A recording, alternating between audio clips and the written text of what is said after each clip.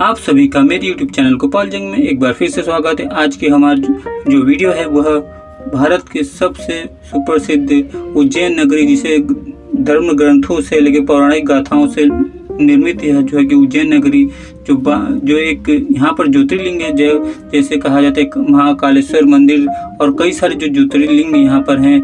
यह उज्जैन नगरी में जो है कि आज हमारी जो वीडियो है, आज हम इस जगह पर आए हैं और इसके बारे में जो है हम आपको बताएंगे। यह जो है कि रेलवे स्टेशन से कुछ ही दूरी पर है। यहाँ पर आप पैदल भी आ सकते हैं और यहाँ पर आने के बाद जो है कि आप किस तरह से यहाँ पर पूजा जो है अर्चना कर सकते हैं। यहाँ पर अलग अलग जो है कि यहाँ पर सुविधाएं, आप चप्पल स्टैंड भी हैं, आप अंदर मोबाइल नहीं ले जा सकते। वहाँ पर कई सारी जो है कि लोग जो है कि आते हैं तो मोबाइल ले जाते हैं, तो उसके लिए भी एक अलग वहाँ पर कमांड बनाया गया है, जहाँ पर आप अपने मोबाइल रख सकते हैं। आप ये जो जगह देख रहे हैं, यहाँ से जो है कि लोग बाहर निकलते हैं पूजा करके। यहाँ पर जो है कि आप जो है कि 250 रुपया दे के जो है कि अंदर जा सकते हैं, जो VIP होता है, और उससे ज़्यादा पैसे देकर जो है कि आप वहाँ पर शंकर भगवान को जल भी चढ़ा सकते हैं।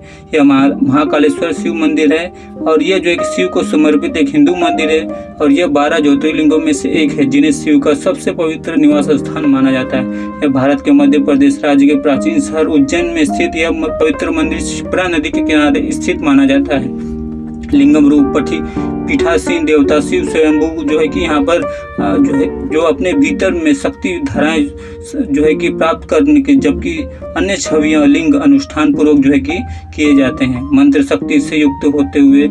यह आप यहाँ पर जब आएंगे तो आप दर्शन करेंगे तो दर्शन मुक्त हो जाएंगे। और किस तरह से आप देखिए, मध्य प्रदेश में 2 ज्योतिर्लिंग है। दूसरा जो है कि ओमकारेश्वर ज्योतिर्लिंग है। महाकालेश्वर ज्योतिर्लिंग लगभग 140 किलोमीटर की दूरी पर जो है कि है, ये दक्षिण में स्थित है। यहाँ पर कई सारी कहानियाँ हैं, कई सारी जो है कि यहाँ पर किंवदंतियाँ हैं। उनमें से कई सारी कहानियाँ जो है कि हम आपको इस जगह पर सुनाएंगे। ऐसा कहा जाता है कि महाकालेश्वर की मूर्ति दक्षिणा मूर्ति मानी जाती है, जिसका अर्थ है कि यह दक्षिण की ओर मुख करके खड़ी है। तांत्रिक शिव नेत्र परंपरा द्वारा कायम रखी गई यह अनूठी विशेषता है, जो 12 ज्योतिर्लिंगों में से केवल एक महाकालेश्वर मंदिर में पाई जाती है। ओंकारेश्वर महादेव की मूर्ति जो है कि महाकाल मंदिर के ऊपर गर्भगृह में प्रतिष्ठित की गई है। गर्भगृह के पश्चिम, उत्तर और पूर्व में गणेश और पार्वती और कार्तिकेय की छवियां जो है कि स्थापित किए गए हैं। दक्षिण में शिव के वाहन नंदी की छवि। तीसरी मंजिल पर नागचंद्रेश्वर मूर्ति केवल जो है कि मूर्ति केवल नाग पंचमी के दिन दर्शन के लिए जो है कि खुलती है। मंदिर के 5 स्तर हैं, जिनमें से एक भूमिगत है। मंदिर स्वयं एक विशाल प्रांगण में स्थित है, जो एक झील के जो है कि पास विशाल दीवारों में घिरा हुआ है। शिखर की मूर्तियों की सजावट में सुशोभित है। ऐसा माना जाता है कि अन्य सभी मंदिरों के विपरीत यहाँ देवताओं को जो है कि चढ़ाया गया प्रसाद पवित्र जो है कि दोबारा से भी चढ़ाया जा सकता है। समय के देवता शिव अपनी पूरी महिमा के साथ उज्जैन शहर में हमेशा राज करते हैं। महाकालेश्वर का मंदिर, जिसका शिखर आसमान से ऊंचा भी है, क्षितिज के सामने यह भव्य अग्रभाग और अपनी भव्यता के साथ आदिकाल से विस्मय और श्रद्धा को जगाता है। महाकाल के आधुनिक व्यवस्थाओं से व्यस्त दिनचर्या के बीच यह शहर उन लोगों के जीवन पर हावी है और प्राचीन हिंदू परंपराओं के साथ ये एक अटूट संबंध बनाता है। महाशिवरात्रि के दिन मंदिर के पास एक विशाल मेला लगता है और रात भर पूजा अर्चना चलती रहती है। मंदिर में राम मंदिर के पीछे पालकी द्वारा के पीछे जो है कि पार्वती का मंदिर है, जिन्हें जो है कि अवंतिका देवी उज्जैन शहर की जो देवी हैं उनके रूप में माना जाता है। महाकालेश्वर ज्योतिर्लिंग जो है कि बहुत ही भव्यपूर्ण ज्योतिर्लिंग है, जिनकी जो है कि मान्यता आज से नहीं कई युगों से है। पौराणिक ग्रंथों में भी इसकी बातें बताई गई है। महाकालेश्वर मंदिर ज्योतिर्लिंग कुल 12 ज्योतिर्लिंगों में से एक है, जिसकी पूजा पूरे भारत में 12 मंदिरों में की जाती है। शिव पुराण के अनुसार शिव एक बार जो है कि ब्रह्मा और विष्णु पर जो है कि अपना वर्चस्व स्थापित करने के लिए एक ज्वलंत प्रकाश के स्तंभ या ज्योतिर्लिंग के रूप में जो है कि प्रकट हुए थे। ज्योतिर्लिंग सर्वोच्च अखंड वास्तविक है, जिसमें शिव आशिक रूप से प्रकट हुए थे। ऐसा माना जाता है कि ज्योतिर्लिंग मंदिर स्थान जहाँ शिव प्रकाश के एक ज्वलंत स्तंभ के रूप में प्रकट होते हैं। 12 ज्योतिर्लिंग स्थलों में से एक जो है, एक का नाम जो है कि पीठासीन देवता के नाम है। प्रत्येक को शिव के एक अलग अलग रूप में माना जाता है। इन सभी स्थलों प्राथमिक छवि लिंगम है जो अनादि और अंतहित स्तंभ और प्रतिनिधित्व करता है, जो शिव की अनंत प्रकृति का जो है कि प्रतीक है। शक्तिपीठ के रूप में जो है कि महाकालेश्वर मंदिर में कई जो ज्योतिर्लिंग स्थापित है। कहा जाता है कि यह मंदिर जो है कि 18 महाशक्तिपीठों में से एक माना जाता है। शक्तिपीठ वे मंदिर हैं जिनके बारे में माना जाता है कि जब शिव सती देवी के शव को ले जा रहे थे तब जो है कि उन्हें शरीर के अंग यहाँ पर गिरे थे, जिनके कारण शक्तिपीठ की उपस्थिति यहाँ पर स्थापित हुई थी। 51 शक्तिपीठों में से एक, प्रत्येक में से शक्ति और जो है कि काल भैरव के मंदिर है। यहाँ कहा जाता है कि सती देवी ऊपरी होठ यहाँ पर गिरा हुआ था और शक्ति को महाकाली का जो है कि रूप माना जाता है। हिंदू धर्म ग्रंथों के अनुसार कई सारे संदर्भ लिखे गए हैं, कई सारी कहानियां किंवदंतियां बताई गई हैं। पुराणों के अनुसार जो है कि उज्जैन शहर को अवंतिका शहर माना जाता था। प्राचीन वक्त में जो है कि उज्जैन शहर को जो है कि अवंतिका शहर माना जाता, और यह जो है कि अपनी सुंदरता, भक्ति केंद्र के रूप में जो है कि अपनी स्थिति के लिए जो प्रसिद्ध माना जाता है। यह जो है कि उन प्राथमिक शहरों में से एक था जहां पर छात्र पवित्र ग्रंथों अध्ययन करने आते थे। किंवदंतियों के अनुसार उज्जैन के एक शासक थे जिनका नाम चंद्रसेन, और जो शिव के पवित्र भक्त माने जाते थे और हर समय जो है कि उनकी पूजा किया करते थे। एक दिन शिखर नामक एक किसान का लड़का जो है कि महल के मैदान में टहल रहा था और उसने राजा को शिव के नाम जपते हुए सुना, और उसने जो है कि उनके साथ जो है कि प्रार्थना करने के लिए जो है कि मंदिर में भाग गया। हालांकि पहरेदारों ने उसे बलपूर्वक हटा दिया था और उसे जो है कि क्षिप्रा नदी के पास जो है कि शहर के बाहरी इलाके में भेज दिया था। उज्जैन के प्रतिनिधियों मुख्य रूप से जो कि पड़ोसी राज्यों के एक राजा विपु दमन और राजा सिंध्यादित्य ने जो है कि इस समय के आसपास राज्य पर हमला करने और उसके खजाने पर कब्जा करने का फैसला किया था। यह सुनकर शिखर ने प्रार्थना करना शुरू कर दिया और यह खबर वृद्धि नामक एक पुजारी तक फैल गई। यह सुनकर वह चौंक गया और अपने बेटों की तत्काल विनती पर जो है कि क्षिप्रा नदी शिव के प्रार्थना करने शुरू कर दिया। राजाओं ने आक्रमण करने का निर्णय लिया और सफल भी हुए थे। शक्तिशाली राक्षस दूषण, जिसने ब्रह्मा द्वारा जो है कि अदृश्य होने का जो है कि वरदान प्राप्त किया था, सहायता से जो है कि उन्होंने जो है कि शहर को लूटा और भगवान शिव के सभी भक्तों पर हमला भी किया, उन्हें क्षति भी पहुंचाई। अपने असहाय भक्तों की विनती सुनकर शिव ने अपने महाकाल रूप में प्रकट हुए और राजा चंद्रसेन के शत्रुओं का नाश भी किया। अपने भक्तों शिखर और वृद्धि के अनुरोध पर जो है शिवनगर में जो है कि निवास करने के और राज्य के मुख्य देवता अपने और शत्रुओं को उनकी जो है कि देखभाल करने तथा अपने सभी भक्तों की रक्षा करने के लिए सहमत भी हुए।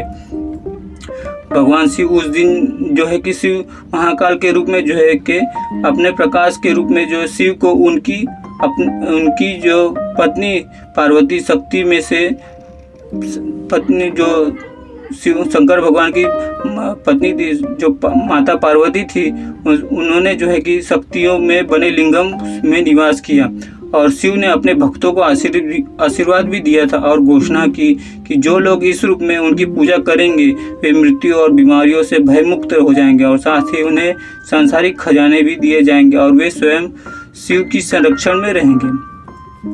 पृथ्वी राजा गंधर्व सेन के बड़े पुत्र थे और उन्हें देवराज इंद्र और धरा के राजा से जो कि उज्जैन राज्य प्राप्त हुआ था। जब भृतहरि उज्जैनी आधुनिक उज्जैन के राजा थे, उनके राज्य में एक ब्राह्मण रहता था जिसे वर्षों की तपस्या के बाद कल्पवृक्ष के दिव्य वृक्ष जो अमरता का फल जिसमें अमरता का फल माना जाता है, कल्पवृक्ष जो है कि जो सिर्फ स्वर्ग में ही होता है, उसे जो है कि इंद्र ने जो है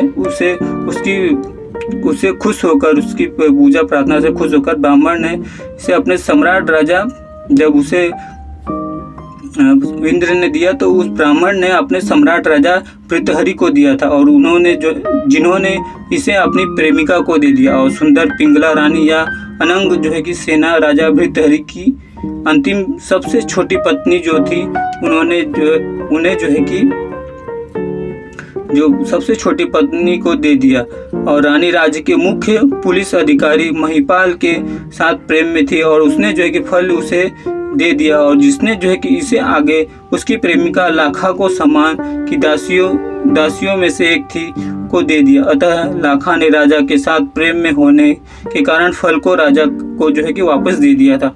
तो ये पूरा चक्र हुआ था जब वह फल जो है कल्पवृक्ष फल जो था, अमरता फल जो था, वो किस तरह से पूरी तरह से घूम कर जो है कि आया था। चक्र पूरा करने के बाद यह फल जो है फल राजा को बेवफाई के नुकसान बताया और उसने रानी को बुलाया और उसकी सिर काटने का आदेश दे दिया। बाद में वे जो है कि पटिनाथर के शिष्य बन गए, जिन्होंने सबसे पहले राजा भृतहरि के साथ जो है कि संसार और सन्यासी के बारे में जो है कि बहस की। बाद में जो है कि बातचीत के दौरान जो है कि पटिनाथर ने कहा कि सभी महिलाओं के दोहरे मन होते हैं और यह परमेश्वरी के साथ भी सच में हो सकता है। राजा ने यह खबर जो है कि रानी पिंगला को बताई और उन्होंने पटिनाथर को दंडित करने और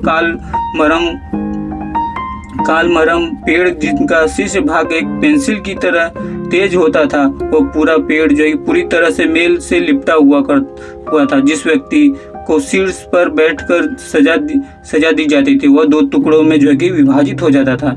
वे बैठने का जो है कि आदेश दिया और उन्होंने जो है कि पटिनाथर को मारने की कोशिश की, लेकिन कालूमरम जलने लगा और पटिनाथर को कुछ नहीं हुआ। राजा को खबर मिली और वह सीधे पटिनाथर के पास गया और उसने जो है कि अगले दिन मरने के लिए तैयार रहने के लिए कहा, लेकिन पटिनाथर ने कहा कि मैं अभी मरने के लिए तैयार हूँ। अगले दिन राजा आंखों में आंसू लिए आए और संत को जेल से रिहा कर दिया, क्योंकि उन्होंने वास्तव में रानी पिंगला को उस रात जो है कि घुड़सवार के साथ जो है कि प्यार करते हुए देखा था। उन्होंने अपना साम्राज्य, धन, यहाँ तक कि पूरा कोट ड्रेस, यहाँ तक सभी जो है त्याग दिया और वो एक साधारण कोवन जो है कि लंगोट में पहनकर जो है कि पहन लिया और राजा पटिनाथर के शिष्य बन गए। आंध्र प्रदेश के श्रीकालहस्तीश्वर जो है कि मंदिर जो है कि मोक्ष मंत्र प्राप्त किया और जहाँ जो है कि शिव के पंचभूत स्थलों में से एक जो है कि वायु लिंगम स्थित है। तो वहाँ पर जाकर जो है कि राजा ने अपने मोक्ष को प्राप्त किया था। उस समय के महान संस्कृत कवि कालिदास, जो संभवतः राजा पुष्यमित्र थे, शुंग के समकालीन थे और जो है कि मेघदूत में अपने कार्यों को मंदिर के अनुष्ठान का उल्लेख भी किया। उन्होंने नाथ आराधना, शाम के अनुष्ठानों के दौरान कला और नृत्य के प्रदर्शन का उल्लेख भी किया है। इतिहास में बताया गया है कि मंदिर का जो परिसर है, इस छिलुक जो है कि 1234-35 में जो है कि उज्जैन पर जो है कि आक्रमण के दौरान नष्ट कर दिया गया था, ज्योतिर्लिंग खंडित कर दिया गया था और माना जाता है कि आक्रमण के दौरान चुराई गई जलाधिकारी लिंगम का सहारा देने वाली संरचना के साथ जो है कि इससे पास में कोटितीर्थ कुंड मंदिर के पड़ोसी तालाब में फेंक दिया गया था। बाद में जो है कि इसे जो है कि मराठा दीवान रामचंद्र बाबा सुखथांगर जो है कि पुनर्निर्मित और पुनर्जीवित करवाया था। इस पर जो है कि फिर से जो है कि जलालुद्दीन खिलजी और अलाउद्दीन खिलजी ने हमला किया था।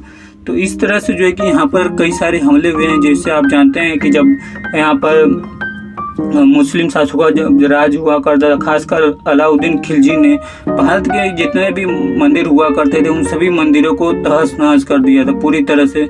चाहे भारत के किसी भी हिस्से में मंदिर हो, वो पूरी तरह से एक साइकोपैथिक की तरह हुआ करता था, जो पूरी तरह से भारत में जितने भी मंदिर हुआ करते थे, मतलब हिंदू जो है कि हिंदू समाज से वो जो है कि काफ़ी नफरत करता था। इस तरह से जो है कि उसने कई सारे जो है मंदिर जो है कि ध्वस्त कर दिए थे अलाउद्दीन खिलजी ने।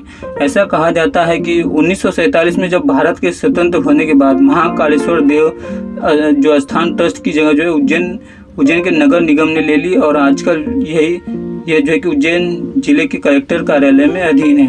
कई सारे जो यहाँ पर आपको आने के लिए जो है कि निकटतम हवाई जो अड्डा है वो इंदौर हवाई अड्डा है। महाकालेश्वर मंदिर तक की जो कि लगभग यात्रा जो है 1 घंटा 10 मिनट तक है, जो सड़क मार्ग से 58 किलोमीटर की दूरी तय करता है। निकटतम रेलवे स्टेशन जो है कि वो उज्जैन जंक्शन है।